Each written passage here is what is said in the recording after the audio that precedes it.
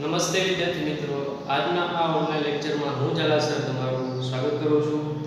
વિદ્યાર્થી મિત્રો, લાસ્ટમાં આપણે એક્ટિવ એન્ડ પેસિવ વોઇસમાં જે એક્સરસાઇઝ કરી રહ્યા છીએ તેમાં આપણે આજે આગળ જોઈ રહ્યા છીએ. તો આજે આપણે એક્ઝામ્પલ છે નંબર 5 જોઈ રહ્યા છીએ, ચેન્જ ઇનટુ પેસિવ. તમને યાદ અપાવી દઉં કે ડુ એઝ ડાયરેક્ટેડ માં તમને ચેન્જ ધ વોઇસ છે એટલે કે એક્ટિવ એન્ડ પેસિવ પૂછાય છે. તો તમને આવો પેરેગ્રાફ આપેલો છે અને નીચે સ્ટાર્ટ લાઈક ધીસ આપેલું છે. શું આપેલું છે? સ્ટાર્ટ. ઓલરેડી જે શરૂઆત છે તમને આપી દીધેલી હોય છે. ઓલરેડી શરૂઆત તમને આપી દીધેલી હોય છે. તો દાખલા તરીકે હું છે તમને આપું છું શરૂઆત, તો ખાલી હું એને પૂછું અ મેસેજ.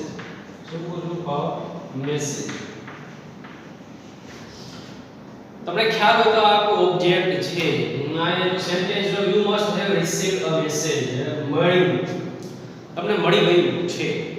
શું મળી ગયું છે? રિસીવ્ડ ક્રિયાપદ છે. ક્રિયાપદને વોટ અને હુ વડે પ્રશ્ન પૂછવાથી તમારો ઓબ્જેક્ટ તમને મળે છે. તો શું મળ્યું? તો અ મેસેજ. મેસેજ એક વચન છે, મેસેજીસ છે નહીં. હેવ અથવા હેઝ છે આવે. તો અહીંયા model auxiliary with simple present છે, પરફેક્ટ પ્રેઝન્ટ ટેન્સ છે. તો મસ્ટ બી નથી મૂકવાનું, અહીંયા ખાલી સમજાય છે મને વાત. મોડલ ઓક્સિલરી છે આવેલું નથી પણ સાથે મસ્ટ હેવ છે આપેલું છે.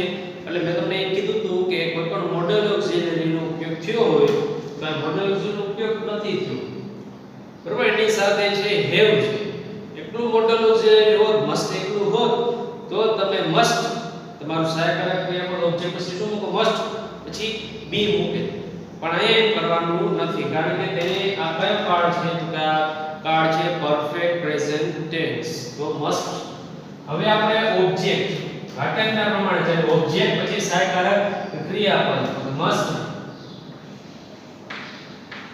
હેવ નહીં આવે. વિદ્યાર્થી મિત્રો, હેવ આવશે નહીં. હેવ છે બહુવચનમાં આવે. આ મેસેજીસ નથી, બહુવચન નથી. અ મેસેજ એટલે આપણે પ્રોનાઉનમાં લઈએ તો ઈટ માં આવે અને ઈટ સાથે હેવ નો વપરાય, હેઝ નો વપરાય.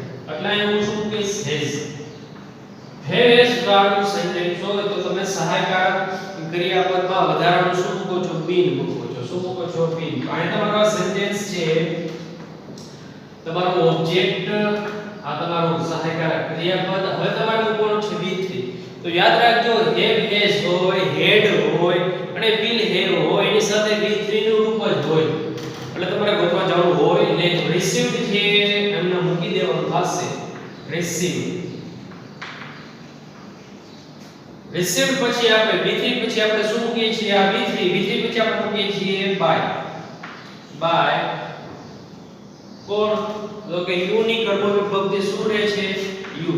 આ તમારું સેન્ટેન્સ, આ તમારો ઓબ્જેક્ટ છે, આ તમારો હેલ્પિંગ વર્બ છે. V3 છે બાય કર્તાની કર્મ વિભક્તિ. ત્યાર પછી આપણે જોઈએ તો ઈટ વિલ રીઇન્સ્ટોલ લવ. આ શેની વાત થાય છે? શું રીઇન્સ્ટોલ થાય છે? ફરી પુનઃસ્થાપિત શું થાય છે તેની વાત થાય છે. અને ફરી પુનઃસ્થાપિત ની વાત થાય છે કે ટ્રેન છે એ ફરી પુનઃસ્થાપિત થાય છે. તો આપણો ઓબ્જેક્ટ આપણે મળી ગયું છે. તો આપણો ઓબ્જેક્ટ પ્રમાણે ચાલશું. ઓબ્જેક્ટ આપણું શું છે? તો લવ. આપણો ઓબ્જેક્ટ થી શરૂઆત કરીએ તો કે લવ. આપણો ઓબ્જેક્ટ છે મૂક્યો, આપણે સહાયક ક્રિયાપદ મૂકવાનું. તો સહાયક ક્રિયાપદ આપી દીધું છે, આપેલું છે વિલ. તો ખાલી આપણે વિલ ને ખાલી આપણે વિલ મૂકશું ને વધારાનું શું મૂકશું? બી. કારણ કે સિમ્પલ ફ્યુચર ટેન્સ છે એટલે આપણે વિલ વધારાનું શું કહે છે? બી. એટલે જ છે કન્ટિન્યુ ફ્યુચર ટેન્સ નું આમાં થતું નથી, કારણ કે વિલ વિશે બી નો આમાં ઉપયોગ થઈ જાય. તો આપણું ઓબ્જેક્ટ આવી ગયું, આપણું સહાયક ક્રિયાપદ આવી ગયા. હવે આપણે V3 મૂકવાનું છે. તો V3 છે ક્રિયાપદનું રીઇન્સ્ટોલ નું શું થાય? તો વિદ્યાર્થી મિત્રો, રીઇન્સ્ટોલ હું લખતો નથી, તમને કહું છું કે V3 શું થશે? કારણ V3 તમને ખ્યાલ આવી ગયો હોય તો, કારણ કે કાંઈ ફેરફાર નથી કર્યો, ખાલી શું કરો છે ઇન્સ્ટોલ્ડ આ એનું V3 છે. અન્ય શબ્દો આમાં કાંઈ છે અનાઇટ વિલ રીઇન્સ્ટોલ નાઉ ઓટોમેટિકલી જે આવો અન્ય શબ્દો છે તો હું અહીં મૂકી દઉં V3 પછી અન્ય શબ્દો આપમેળે ઓટોમેટિકલી.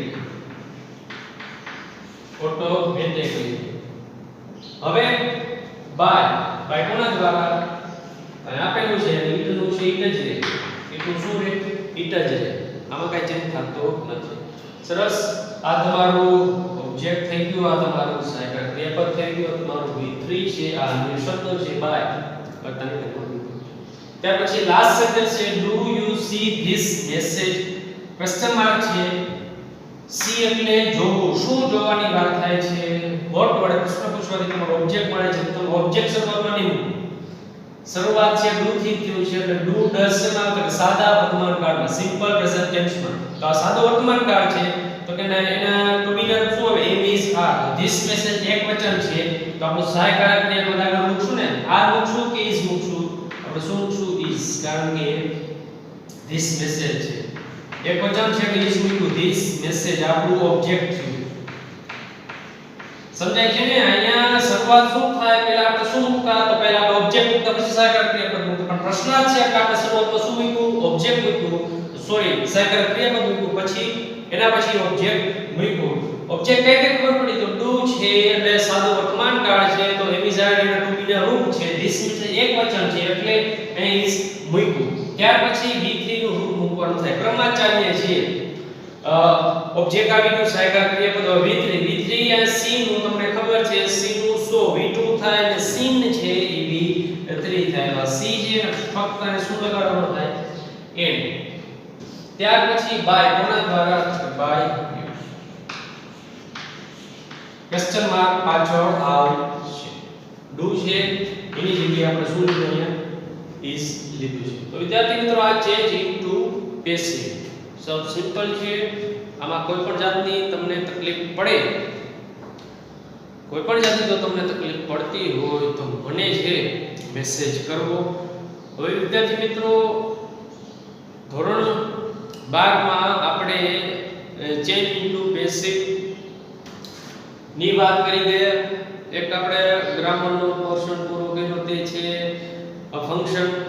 તો ફંક્શન આમ જોઈએ તો ત્રણે પૂરા થઈ ગયા ને. કમ્પ્લીટ ધ સેન્ટેન્સ માં આપણે બેસિક માહિતી મેળવ્યા હતા એટલે આઈડેન્ટિફાય એટલે ફંક્શન છે આખું ક્લિયર થઈ ગયું. આ બીજો ટોપિક છે એક્ટિવ પેસિવ છે એ પણ અહીંયા હું છે આજે પૂર્ણ કરું છું, કારણ કે આગળ થોડા હજી આપણે જે ગ્રામર ટોપિક બાકી છે તો તેથી આપણે હવે એના તરફ આગળ વધીએ. મારી છે તમારી હું તમને એક જ અપીલ કરું છું, તમે જે પણ બે ગ્રામરના ટોપિક ખાલી ગ્રામરના ટોપિક જ આપણે કરશું, કારણ કે ઇંગ્લિશની પેપર સ્ટાઇલમાં સેક્શન ડી જે છે ગ્રામરનો પોર્શન આપણે અઘરો લાગે. બાકી તો જેમાં શું હોય જોઈ લખવાનું હોય. જોઈ લખવાનું મીન્સ ઉપર પેરેગ્રાફ આપેલો નીચે તમારે આ પ્રશ્નોના જવાબ લખવાના હોય છે. વધારે જે ગ્રામરના સેક્શનમાં મહેનત કરો તો સારા માર્ક મેળવી શકો. તો કાંઈ પણ તમને આમાં પ્રશ્ન હોય તો તમે મને જાણ મેસેજ દ્વારા કરી શકો છો. કાંઈ પણ પ્રશ્ન હોય બરોબર.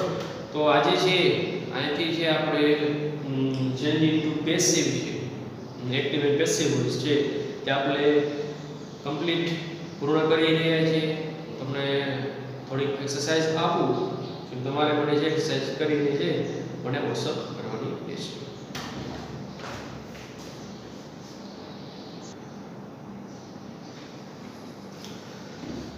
વિદ્યાર્થી મિત્રો આ એક્સરસાઇઝ આપેલી છે અને નીચે start like this. The opinions of all of us were started as pursuant has been. તમારે રીતે છે તમારે કમ્પ્લીટ કરવાની છે. સ્ક્રીનશોટ પાડી લેજો.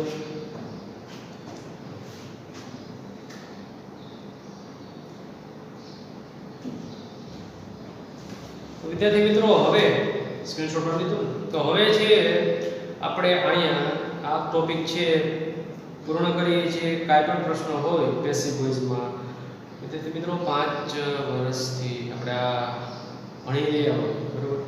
તો હવે નિયમ છે એ તો તો એ નહીં દેવાના છે તે જ તે. તો શું કરવાનું, પ્લસ એક્સરસાઇઝ છે વધારે ને વધારે કરવી. તમે ગ્રામરની જેમ જેમ એક્સરસાઇઝ કરશો ને તેમ તમને સાવ સિમ્પલ લાગશે. તો હું અહીંથી અહીંયા પૂરું કરું છું, તમારે પૂરું કરવાનું, તમારે એક્ઝામ પણ છે, તમારે છે શરૂ રાખવાનું છે. મારું અહીંયા પૂર્ણ થાય છે ભણાવવાનું, તમારું કામ હવે ચાલુ થાય છે જે એક્સરસાઇઝ કરવાની થાય તે. તો જેમ બને વધારે એક્સરસાઇઝ કરશો તેમ ગ્રામર છે એ બિલકુલ અઘરું લાગશે ને. નિયમ ફરતા નથી, ફક્ત છે આપણે ભૂલી જઈએ છીએ, ખાલી યાદ કરીએ છીએ. એક્સરસાઇઝ કરો એટલે તમને કાંઈ પણ એમાં પ્રોબ્લેમ ન રહે, કાંઈ પણ તમારી ભૂલ પડે નહીં. તો આ જે એક્સરસાઇઝ આપેલી છે તે પૂર્ણ કરવી અને મેં જે કીધું તે ધ્યાન રાખવું. Thank you.